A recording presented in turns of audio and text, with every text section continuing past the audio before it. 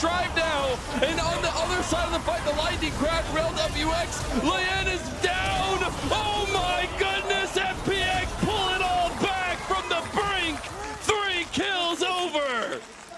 FPX, they try and swing for a couple of kills on that first engage. They don't get the kills, but they get the flashes. That means that Strive doesn't have any way out of the second phase of this fight. The Syndra goes down. Those 3 kills mean absolutely nothing.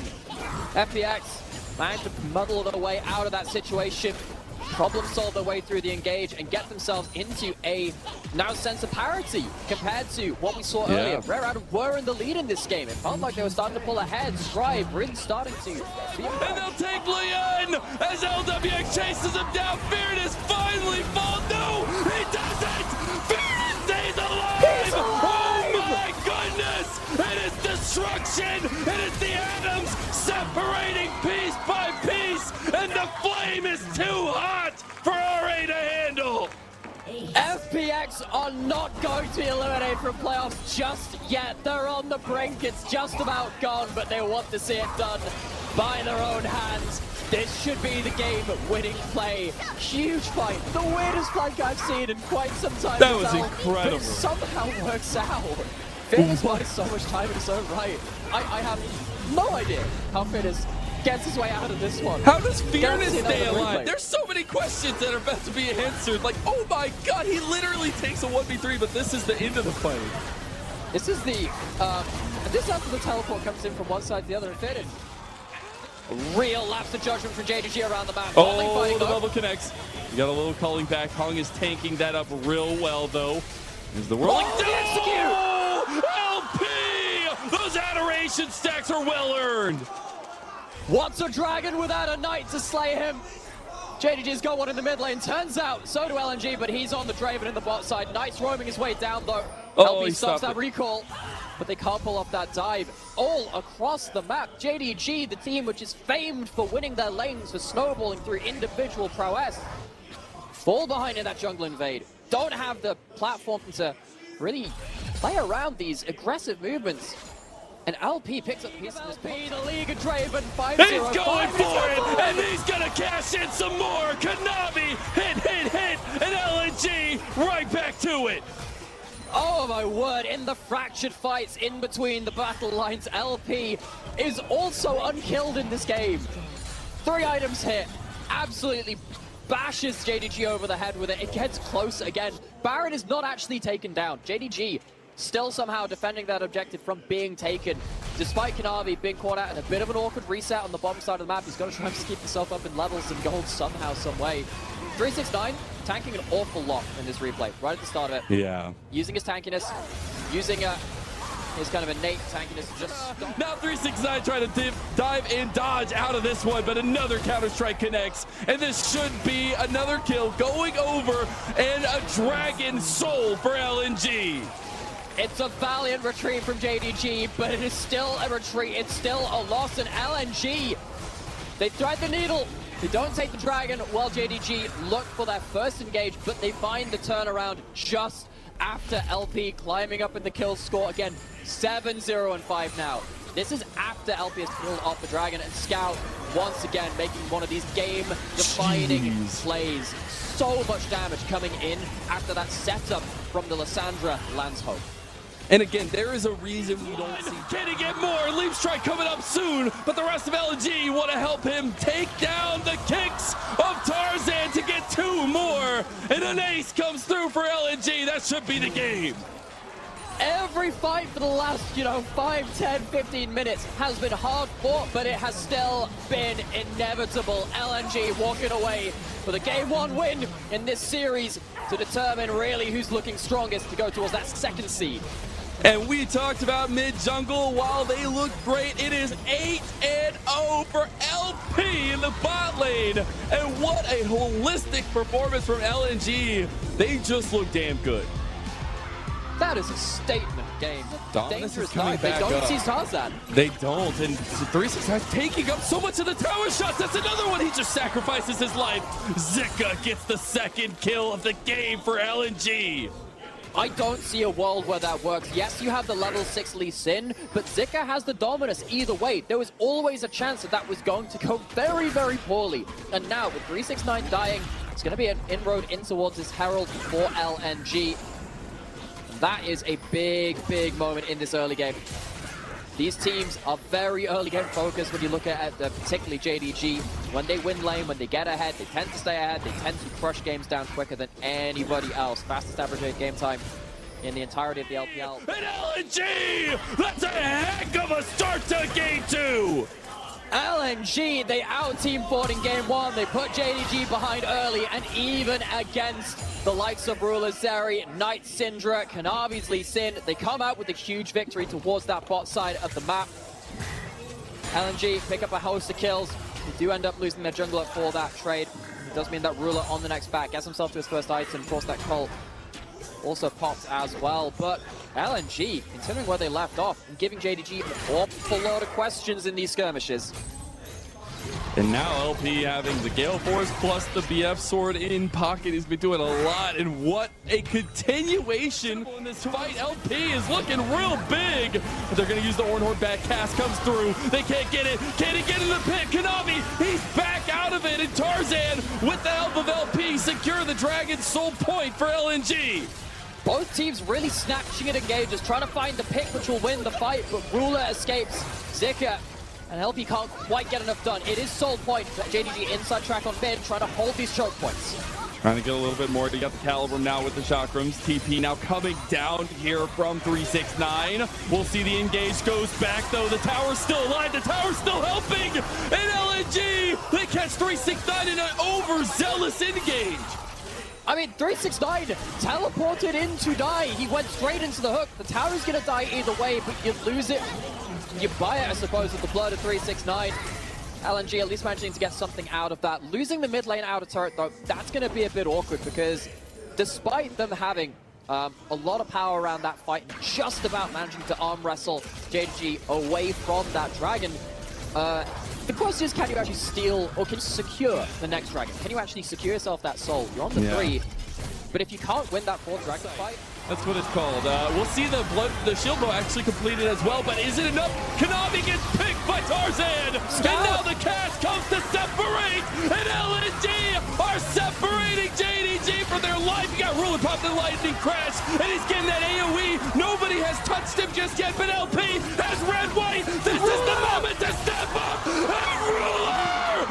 He gets the kills! And huge moment from JDG! heavy is the head that wears the crown of the LCK, but Ruler keeps it high.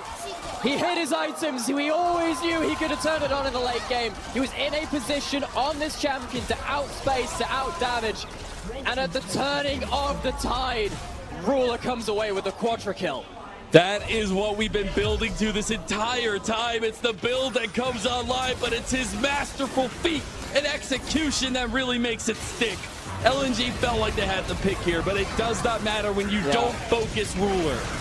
Well, Ruler was just in a position where you can't afford to focus him. He's too far away. He uses the walls for his mobility. And with a build like this Hurricane, it is all about choosing your moment and finding the right space. Because if actually you are the one flashed onto by Scout, you're the one who's kind of focused down by the Renekton, this fight looks so different. Ruler is not just a special player because he does damage. It's because he knows exactly... Tarzan and LP, they gotta make the great escape. As now the Gale Force gets used, LP with the Moonlight Vigil, they're going back in, 5-man Cyclone, but the Moonlight Vigil's not enough. LP is trying to put some work into 369, but here comes yet another lightning crash from Ruler, and they get the back off from LNG. It is a trade back and forth, 1-for-1. Yeah, we might get caught up in how Ruler is doing crazy quadra kill just before this, but LP still has items. Just finished off that Infinity Edge, and he had the rifle turrets. You can't afford to stand on those turrets. Gives LP so much more range to play with, so much more damage to work with. And we still have a dragon spawning, but we still have a dragon fight. LNG, they're going to be second into the river, but there are some low health bars in JDG for them to exploit. The cast from Scout, lightning crash from Ruler, they catch him, they get him down, but what did it cost? It's literally everything, as they might find Ruler, but they lose everyone because of it. That's the knockback and the ace for JDG.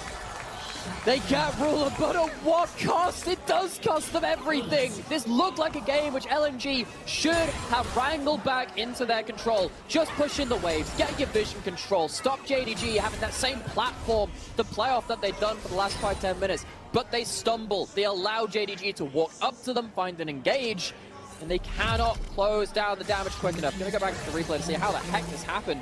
Because LNG, they committed both of their solo lanes to bot lane to get that turret just before this. That means that they're not in position to follow up on this kind of play. Yeah, good flash on for Ruler. But the beauty of a player like Ruler is, remember that last fight when he had that quadra kill? He was like, okay, well, the reason that this happened is Your jungler's gone. They're trying to desperately fight a play, but LP might get picked out. No, he gets some damage back, but here comes Ruler, and here comes the damage center of JDG. Zika slices and dices his way out, but there's a TP to mid lane, and JDG want to push us to 3. It starts with a knight in shining armor in the mid lane. That Syndra damage is absolutely disgusting. And that will be the pick which leads to the winning fight in Game 2. Should be going to 3 as was destined between two of our top teams. One last ditch effort and a beautiful golden show from LNG. But that golden show will lead to a tough fought loss in Game 2. And JDG show us just why they're so damn good. And they pushed the comp that they needed to in Game 2, changing a few pieces here or there and really taking it to LNG. And I don't really care which side you're supporting.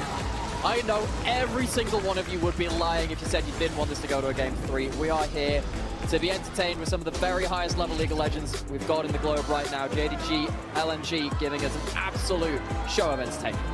They absolutely did. What wonderful stuff here, and a bounce back that was truly needed from JDG. We said in Game 1, it was the presence of LNG in the jungle of Kanavi that really set him off kilter, and it comes down to the early pathing of Tarzan versus Kanavi. We get our culmination of our match of the week, Game 3, starting up now. It's LNG versus JDG as we hit to Summoner's Rift. Let the gyos ring!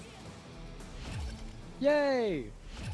Heading into Game 3, what a day of League of Legends this has been.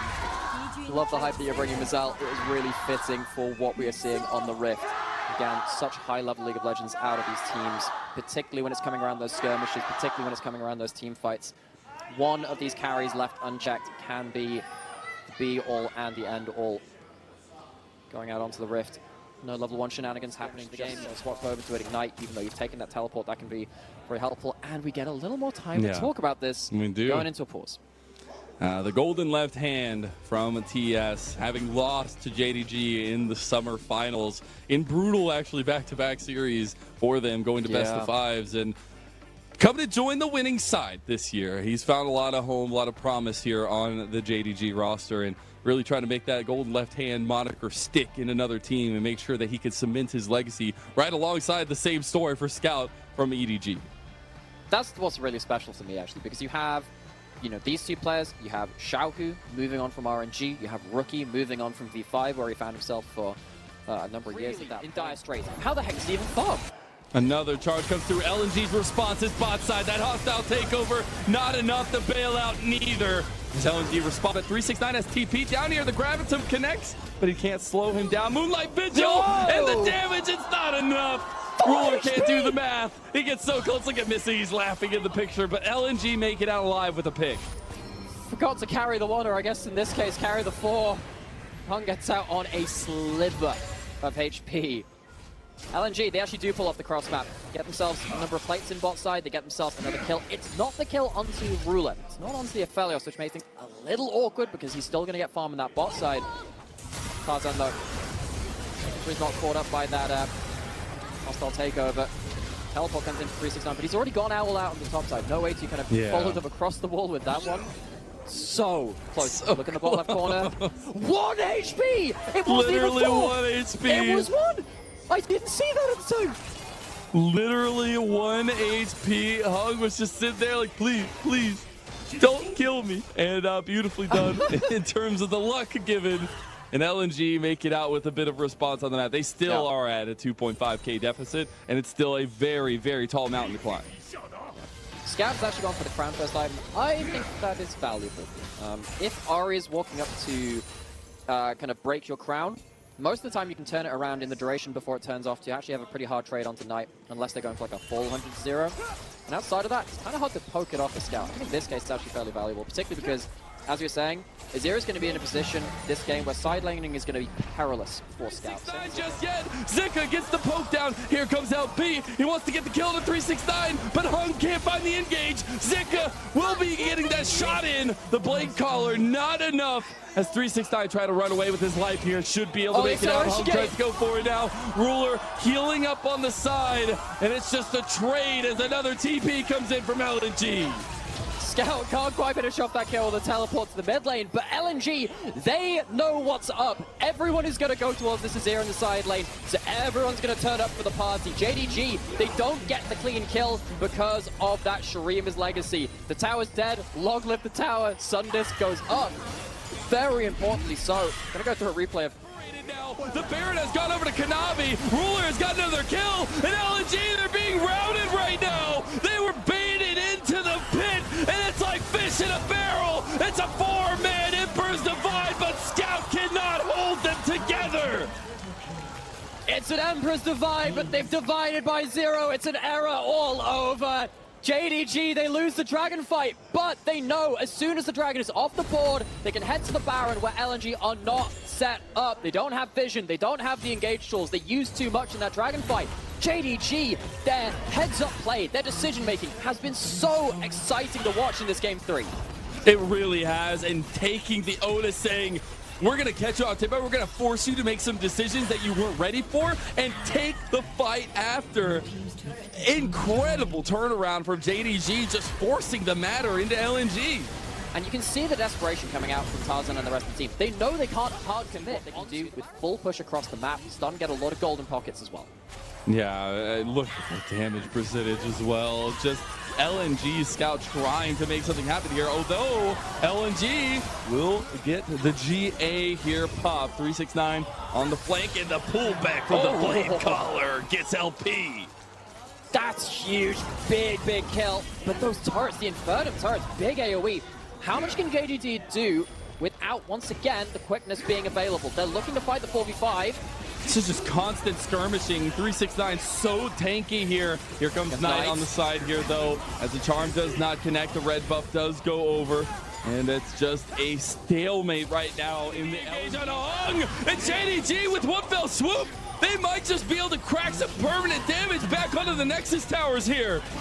What a decisive last minute of play from JDG. There is no Xayah up right now. How much can they do in the next 15 seconds before the Xayah's back up? Ruler's got red-white. Look how much damage he does. Scout, you got no chance. Ruler says the game is over, and JDG will destroy a reverse sweep over LNG. And that's a 2-1 finish to our match of the week. Our kings of second place, JDG. A match worthy of the top teams in the LPL. Only EDG above these two, but you have to look into playoffs now where all of those teams very likely to face off, perhaps even numerous times.